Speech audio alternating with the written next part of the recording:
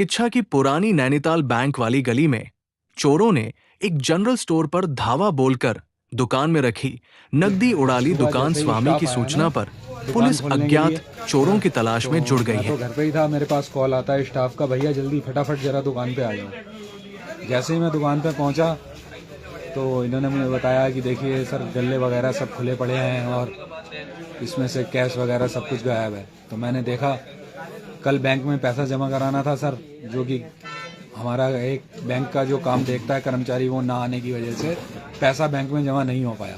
हाँ। तो वो सब कैश, यहाँ से सारा कैश गायब था। और बाकी कितना पैसा था लगभग? कैश था सर 3.25 लाख रुपए लगभग कैश था। अच्छा। और एक मेरा पर्स था, वॉलेट था, उसमें भी पैसे काफ़ी थे, आधार कार्ड, वोटर आईडी वगैरह, डॉलर्स थे उसमें। अच्छा।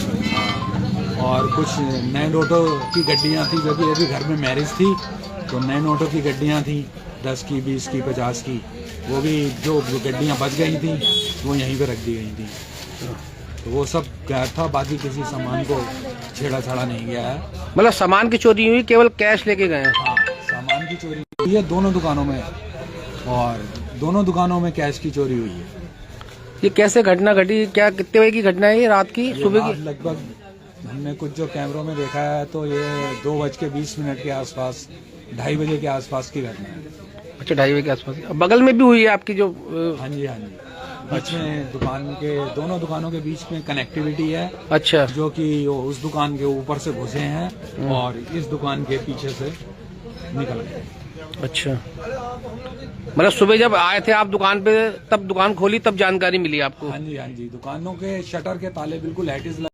जब दुकान खोलने के लिए तो बच्चों को मैंने चाबी दी, मैं गाड़ी पार्क करने के, उन्होंने ताले खोले हैं, बाहर से शटर बंद थे, भैया वाली शॉप का भी, मेरा भी।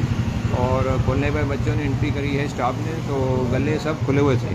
अच्छा। हाँ, सब गले, उन्होंने मुझे तुरंत आवाज़ दी है, मैं आया हूँ अंदर, तो मैंने भी देखा 3 गले हैं, तीनों सब खुले पड़े हैं, सारा कुछ फैला पड़ा है उसमें, चाबियाँ, पेमेंट कोई नहीं है जो मेरी थी, और कॉइन्स वगैरह सब फैले हुए थे, कॉइन सब पड़े हुए थे, फैले हुए कॉइन है, सब रखे हुए थे। फिर मैं भैया की तरफ आया हूँ, उनके भी सारे गले टूटे थे, उनका भी सारा कैश निकल चुका था। और इसके अलावा कागज़ वगैरह भी थे, भैया का अपना आधार कार्ड वगैरह और कई चीज़ें, सब कुछ पहचान पत्र वगैरह था। तो उसके बाद तुरंत पुलिस को इन्फॉर्म किया गया, नितिन जी को, विजय जी को इन्फॉर्म करा गया। पुलिस आई है, अपना देख रही है, लेकिन हमें अभी तक कोई, आपने जैसे देखा ही है, हमने आते ही यहाँ देखा कि इनके दुकान में एक चोरी हुई, जिसमें कि भारी मात्रा में कैश का नुकसान हुआ है। 4 लाख रुपए एक दुकान में पड़े थे, 50,000 रुपये एक दुकान में पड़े थे, 4.5 लाख रुपए मौके से गायब है। बाकी चीजें सब व्यवस्थित है, मेन जो हुआ है कैश पे नुकसान हुआ है। और इसी प्रकरण को लेके पुलिस बल भी आया है, यहाँ जांच चल रही है, देखते हैं क्या है।